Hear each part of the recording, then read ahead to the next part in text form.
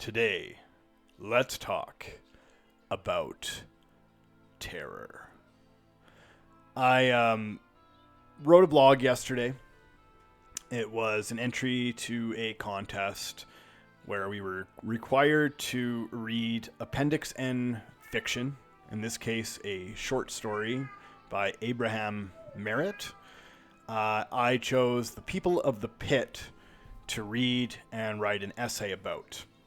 Now, The People of the Pit is a little cosmic horror short story, I believe published in 1918, 1917, that really reads as a progenitor to At the Mountains of Madness by H.P. Lovecraft. In my 20s, I was a huge Lovecraft fan. I've always loved cosmic horror. I grew up watching the Alien movies as a very young, probably too young kid, and The Thing and The Fly, and a lot of other horror, but more focused on that sort of cosmic, psychological stuff rather than the gore porn and everything, though I am a huge Dawn of the Dead fan, original Dawn of the Dead and Evil Dead fan as well. And in that, I talk about how AD&D inherently does have a lot of mystery baked into it. Not just in the implicit world that it creates and in the monster manual entries, but in the actual structure of the rules themselves, where Gary Gygax was very adamant about splitting rules into a player-facing book that just players would have access to. Well, the DM has access to it too, of course. But that the rest of that material, the Dungeon Master's Guide, the Monster Manual, he was very specific about sectioning that off and keeping that for the eyes of the Dungeon Master only. Now, he gives some warnings that are maybe more tongue-in-cheek than anything about violating this. But I think what that did was that it created a situation where the game is mostly a black box to players. Apart from what their players are actually capable of doing, the spells that they're capable of learning, they don't actually know a lot of what goes on behind the scenes for a dungeon master. Part of the reason is that there are times when a dungeon master is going to have to adjudicate rules. Part of the reason is that you do not want a player going through and flipping through your monster manual and learning all the stats and getting too familiar with those things, because then some of the nature of the mystery of that game is lost in that process. The first time I actually ran into this as a problem was when running 5th edition D&D for some guys that were very familiar with 5th edition D&D as dungeon masters. And I was throwing monsters at them, and they were pointing out to other players that weren't as familiar, oh, that's this thing, and it can do this, and it has this ability. And you can moderate metagaming to a degree, and you can tell them, look, your character doesn't know that, these other guys don't know that, so I'd appreciate if you just shut your yap and let it be. But the problem when you have to do that too often is that you start relying on the player's ability to suspend disbelief. And so there is this synthesis there, this synthetic nature where they are going to maybe try and pretend they don't know, but they still know. You can't ever get that out of their head, right? You can't ever not know that when Charlton Heston in Planet of the Apes finds the Statue of Liberty, that he realizes he was on Earth the whole time. Every subsequent viewing of that movie, you now know that. That mystery is spoiled. You can never get that back. And it's the same for these guys that become so familiar with this non-player facing material.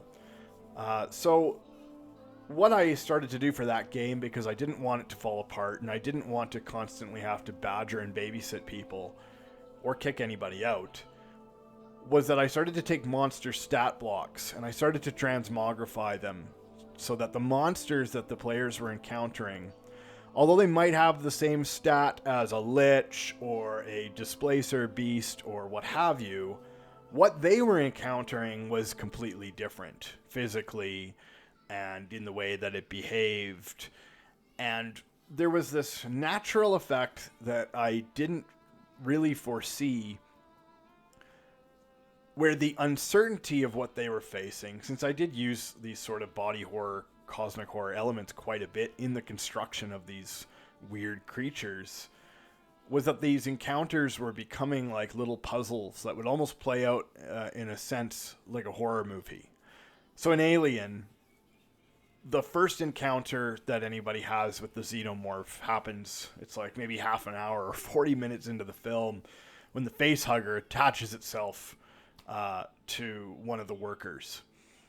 And we slowly get a picture of what this is. You know, they try to make an incision in it to get it off of his face. Acid pours out, burns through almost down to the hull of the ship. Now we know this is dangerous. And then we see as it falls off and dies, the chest burster comes out. And then later we find that it's grown to the size of a 7 foot tall humanoid in a matter of hours or days. It's not very clear.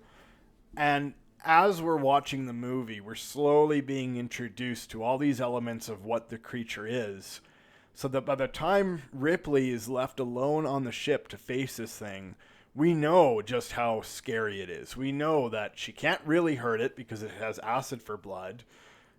She can't fight it, certainly. It's got all kinds of defense mechanisms, and it's a hunter and all these other things. And so we're pretty scared along with her when she's trapped in this little escape pod with it at the very end before unceremoniously blowing it out of the airlock. And I found that encounters were kind of going this way too. Doppelgangers are kind of a type of monster I like to throw at players, especially new ones, to kind of keep them on their toes. So they'll come across something that seems apparently human. They interact with it. And then I kind of slowly introduce these uncanny valley elements to it. You know, it'll start repeating things back to them. It's clear that it's working more autonomously, that it's maybe not sentient. And then you do the reveal of, oh, this is actually some hideous creature in disguise, and now you have to figure out how to deal with it. And I think the same is true for most of the monsters in D&D. Anything past like a goblin or something simple like that, you run into maybe your first lich, and it's like, oh, it's a zombie, no big deal, until it disintegrates somebody. And then it's like, okay, this is a real problem, and we need to figure out either how to get away from it or deal with it quickly. And the dynamic of that encounter almost instantly changes. But by eliminating those known creatures and turning them into something else, you can have an experience at the table where you don't have to worry about metagaming. And those terror elements tend to stick with people too. So most of the stories I find my players recounting about our games will be encounters like that, where they ran into something that creeped them out or made the hair on the back of their neck stand up. And I think a lot of people have the impression that we have to relegate this to games that are specifically concerned with horror as an element. Games like Call of Cthulhu, or even to another extent, maybe something like Morkborg, which is very dark and disturbing, you know, in every facet of it, from the spells to the monsters to whatever. But mechanically, there's no reason why you can't do these same things with AD&D. AD&D and Dungeons and Dragons in general, they're rife with effects that go beyond physical damage to your character, that go into mental affliction and charm and paralysis and hypnosis, right? And you can leverage all of this to create scary creatures and scary moments of tension in your game. Unless you're going for like a full horror experience, I would say that these things are best left to used sparingly, or at least in conjunction with more generic encounters. I still love goblins and gnolls. I'm always going to. They're, you know, the great pain in the ass of any good D&D session, and dragons and all the rest. But peppering those moments in, or making a dungeon its own character, it's really easy to create dungeons that have some kind of world context. Well, it's an abandoned castle, or it's a set of caves, or it's a knoll den. It's some sort of location that's maybe justified by the logic of the rest of the world and the factions that are moving around in that world.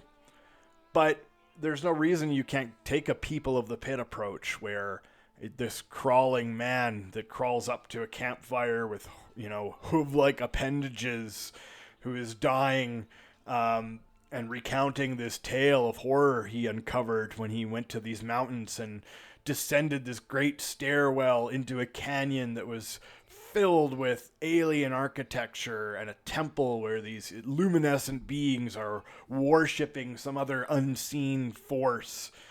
These are perfectly viable kinds of settings to put in your game that don't have to be justified, and they don't have to pay off in the end as far as a reveal goes. There's a lot of times I'll give players information when we're exploring some weird cavernous, maybe ancient city or something like that doesn't have a payoff in the end regarding puzzles. That is not an important piece or a clue to something that happens later. My players are very good about writing clues down. They're very good about recording what's going on. And so they will write these things down. If they find some runes that give them some sort of a poetic and cryptic piece of information, they're going to write that down. And sometimes I pay it off and I make it a necessity to what will happen next for them to proceed. Sometimes I don't. Sometimes I leave it to just sit on its own. And I feel that this helps to develop a real mythos behind your world. That there are some unseen things that you just can't quite wrap your head around. That there is a history here that your characters are unaware of, and that they may never be fully aware of. And I just have found that is so effective in eliciting wonder and mystery in these people, and sometimes fear and loathing. So that's kind of what I wanted to talk about today. I don't want to let it run too long, but I wanted to give people that seed of an idea in their head where if things are just sort of plodding along, or people are getting bored of, running similar dungeons or running into similar and familiar creatures, it really is trivial in many ways to mix that up, to start to build your world mythos a little more, to mix up the stat blocks in the monster manual and make them your own, so that players running into these things are constantly going to be asking questions and uncertain about what they're running into, and that this will create some very interesting moments at the table.